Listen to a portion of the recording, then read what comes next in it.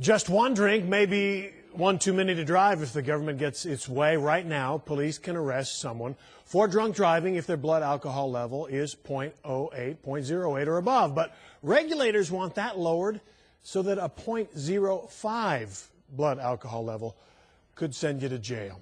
I want to introduce you. This is Jeff Miracle, the Dallas Executive Director of the Mothers Against Drunk Driving chapter. Let's talk about that.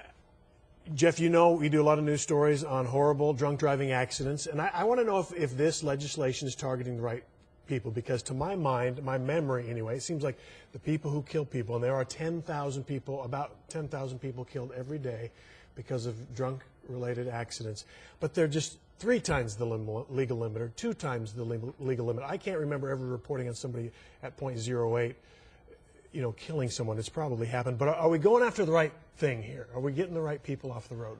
Well, Matt's perspective on this is that's one piece of the puzzle, the potential of lowering it. But we think there are things out there that could affect people directly tomorrow if they were passed today that would be much more effective than the potential of fighting for years and years possibly to get this limit lowered from 0.08 to 0.05. So we're both against drunk driving, but this isn't your #1 fight you want to fight right now. You'd rather do something else. What are some of your ideas? Well, Matt has a campaign to eliminate drunk driving, and the 3 prongs of that campaign are to, #1, empower police officers more, particularly in the state of Texas, sobriety checkpoints. They're not legal in Texas They're not. right now. Texas is one of only 12 states that does not have those. Second, ignition interlock systems for all DWI offenders. Once they've gotten one conviction, to have it passed in the state of Texas that everyone will have ignition interlock systems. And 17 states have done that and have seen decreases of up to 50%. Let's talk about, just for the background for folks watching at home, if it goes to 0.05, a 120-pound woman would likely be legally drunk after 1 drink, maybe well over the limit just based on the weight. And for men, a 160-pound man would likely be over the legal limit at 0.05 after 2 drinks. Let me ask you this. Is 0.05, if you're at that rate, are you legally impaired? Or not legally impaired. I guess I want to ask you, are you dangerously impaired? Well, I will say to you that Matt's perspective on that is anyone who's even had 1 drink really shouldn't drive. Okay. They should plan ahead and have other ways to go home. Matt is not a prohibitionist organization. We are not against drinking, but we are against drinking and driving. So we just tell people plan ahead, and if you drink at all, just don't drive. What's stopping some of the laws you want to put into place? What's stopping the breath tester on the steering wheels for repeat offenders? What's stopping checkpoints? Well, there's all kinds of excuses. Honestly, people will say, well, you're infringing on people's rights by doing checkpoints.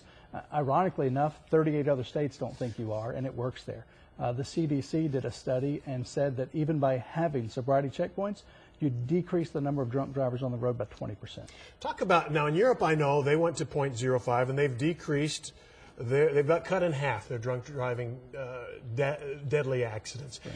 When we went from 0.10 to 0.08, I think we dropped our rate from about 18,000 to about 10,000, right? That's correct. So this chipping into this number, is that just the next incremental step, and would you expect some big changes as well to happen over time? The numbers that we've looked at, the bigger changes take place with the ignition interlocks and sobriety checkpoints before lowering that point from 0.08 to 0.05. #1, how do we get these really drunk people out? The repeat offenders, you said there's people out there with 4 DWI arrests on the record. They're driving around. How do we get those people off the road? The very dangerous, I don't want to cross this guy's path ever. How do we get that guy off the road? 2 ways, ignition interlocks, and then future technology that's going to make it so that their palms will read things, the breath in the air, so that literally any car someone drinks and drives and gets into, the car won't move. The big problem is repeat offenders. There are hundreds of thousands of repeat offenders every single day driving the roads of Texas. So you're going to back this legislation? MAD backs anything that will stop drunk driving. Okay. But this is, you want the fight to press on into other areas too? Okay. All right. Thank you very much. Thanks for coming down and talking about this. We'll see where this goes.